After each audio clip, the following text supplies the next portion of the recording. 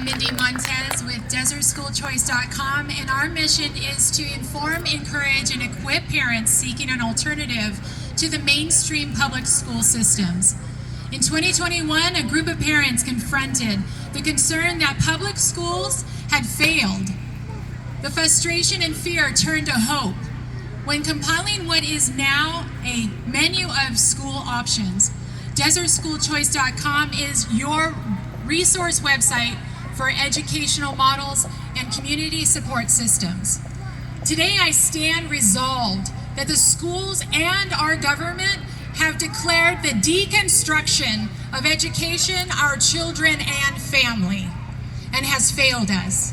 Yet there are school options that can provide your children academic success.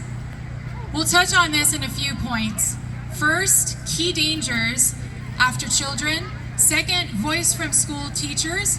And third, your school choice, your right.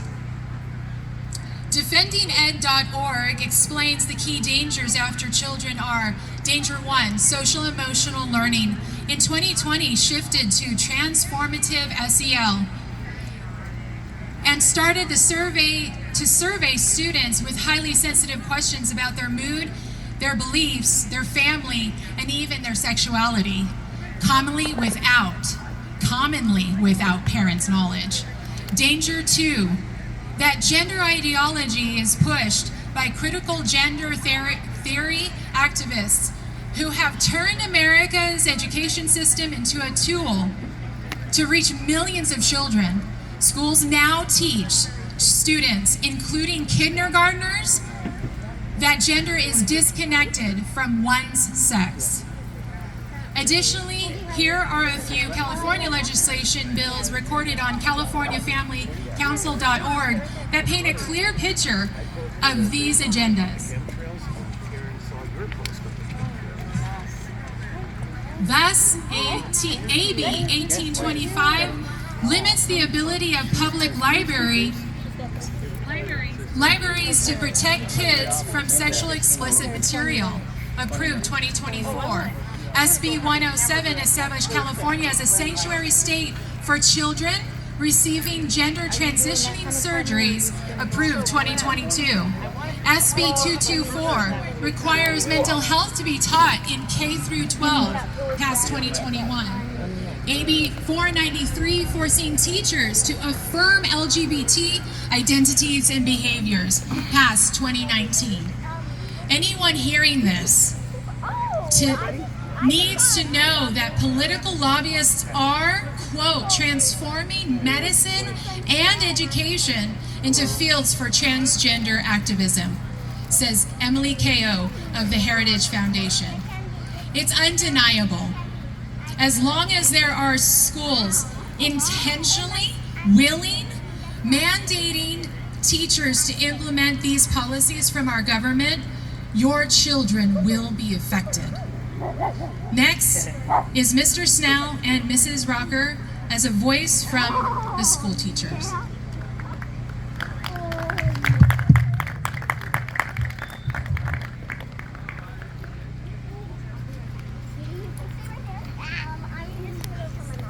Hi again. So I'm just here to give you a perspective, a little bit of the teachers and why is this happening in the K through 12 schools in the public school district.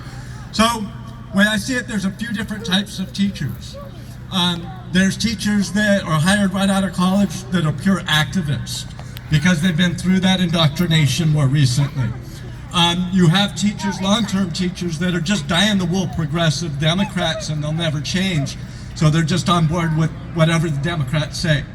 You have people like me and a couple friends I saw in the audience who are conservative and don't believe in any of it, but they know if they speak out, there's a great big target on their back. And I can tell you that from not wearing a mask in 2021, and they started spying on my social media and my friend there, and you're targeted and you're picked on. But probably the biggest cause is this excessive bloat of administrators in the school districts. I saw a study not too long ago, I think they said it's been an 85% increase. I mean, the number of administrators in school districts are crazy. These are all freshly minted PhDs or EDDs, doctorates in education, just like Dr. Jill. They're indoctrinated.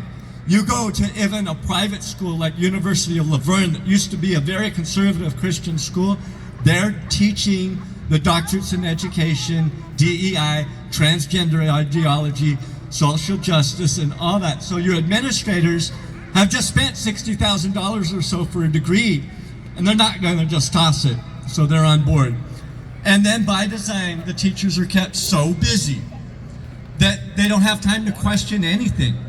There are so many teacher trainings, I call it teacher indoctrinations, and then they have to prove that they're using this stuff in the classrooms, and they're just so busy they don't have time to even stop and think about what's going on. So that's my perspective. Thank you again.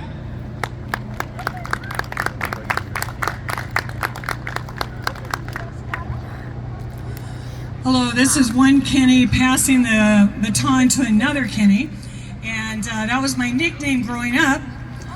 But my first name is Kennedy and my last name is Rocker. For this political season, don't you think my first name kind of matches with Kennedy? And then my last name was Rocker. Growing up here in the Coachella Valley, the Coachella Fest has nothing over this Rocker. By the way, most people want to rent my name when they come out for the Coachella Fest, but it's not for rent. Well, I grew up in the Coachella Valley, went to public schools, went to UCLA, Cal State San Bernardino. I then came back and taught in Palm Springs Unified, was a principal in Desert Sands, and a principal in Hemet.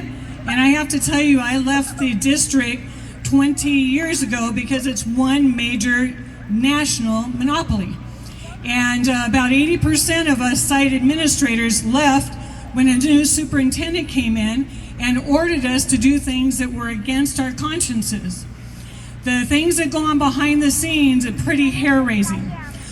So I left, went into charter schools, and I started developing charter schools that were nationally renowned. I was known throughout the nation back in 2000, 2001, 2002.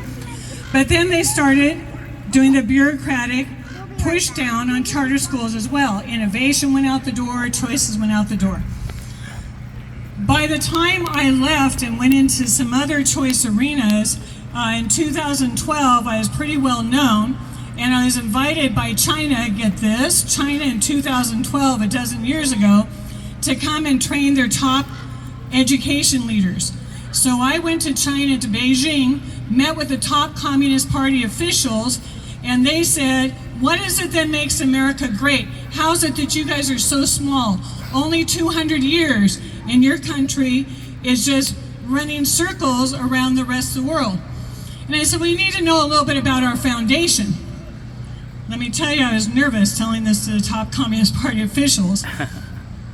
I said, to all the men who wrote our Constitution had read the Bible as children. They either believed it or they didn't, but they knew about it. Most of them did believe it. Our country was founded on the Judeo-Christian values found in the Bible, and that's why our country has been God-blessed and is great. Well, I'm still alive, so I did fine in that. But during my presentation to the top Communist Party officials and the top principals from around the nation, 350 of them, I was able to help them understand that they need to delight in their children, their God-given gifts, and they need to delight. Over the next 3 years, I spent 12 visits to China and trained over 4,000 public school principals and leaders. I have to tell you, we do not want communism. They don't want communism. It's totalitarianism, and it is really frightening. Sometime over coffee, I'll tell you a few incidences that happened that made me go, woof, I'm glad to be back on American soil. But in Seoul, Korea, South Korea, I gave a presentation on micro schools. In some Central American countries, I gave presentations on what makes America great, and that again is our history. So what is a micro school? Well, Abraham Lincoln is well known internationally, and so is George Washington. Both of them started out as homeschool children. Their parents taught them in home. Abraham Lincoln would also go to the one-room schoolhouse. That one-room schoolhouse was a continuation of homeschool, but all ages, basically 5 years old to about 16, would come, and when they weren't farming, they would meet in the one-room schoolhouse. Well, the one-room schoolhouse concept developed structurally fantastic education opportunities because the older students were reviewing what they had learned as the younger students were being taught, and the younger students were previewing what the older students were learning.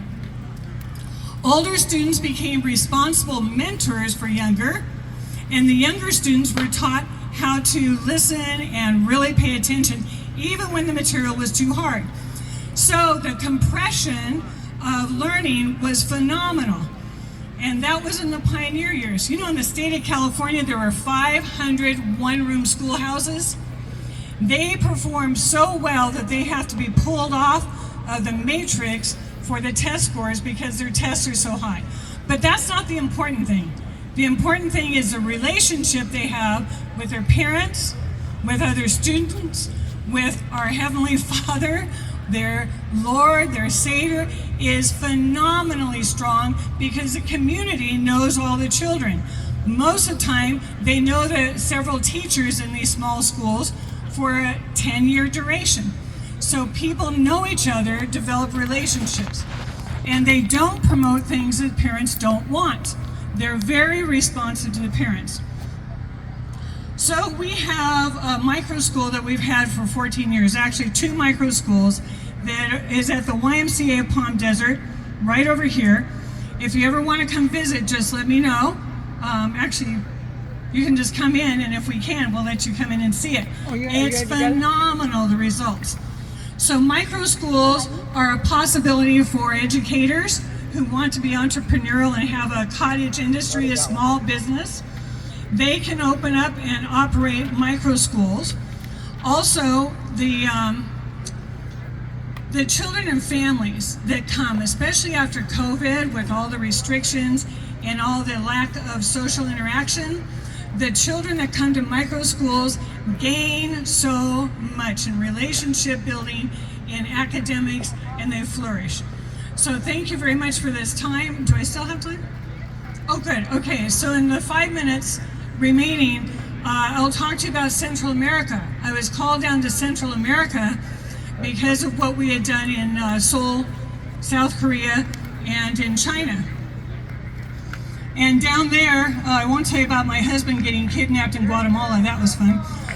But in Honduras, they said, we don't just want America value system, we want the Bible taught in our public schools. I said, all right, I'll be able to do that for you. I came in and told them about the history of America. And in 2019, after our 3-year period of working with them, the president of Honduras signed into law any public school that wanted to, as an option, could teach the Bible every day. No Baptist doctrine or Catholic doctrine or Lutheran doctrine, biblical doctrine for every child in their schools could do so. Well, a team, Forever 21, how many of you guys know the company Forever 21? The founders there sent 500,000 Bibles to Honduras to get the 1,200 public schools that signed up to teach the Bible every day in their schools to get them started in 2019. When you watch as El Salvadorian president, Honduras, Guatemala, and we went to Dominican Republic, when you talk to those politicians, they say the killing, the death rate, the drugs, all those horrible systematic things that were part of their country has diminished greatly in the last 4 years because of what they're doing in their public schools. We need to get back to doing it. Let children choose. Let the parents choose, but let them know about the Bible and the teachings of the Bible. Thank you very much. It's awesome, and there's a breeze up here, just in case you wanted to know.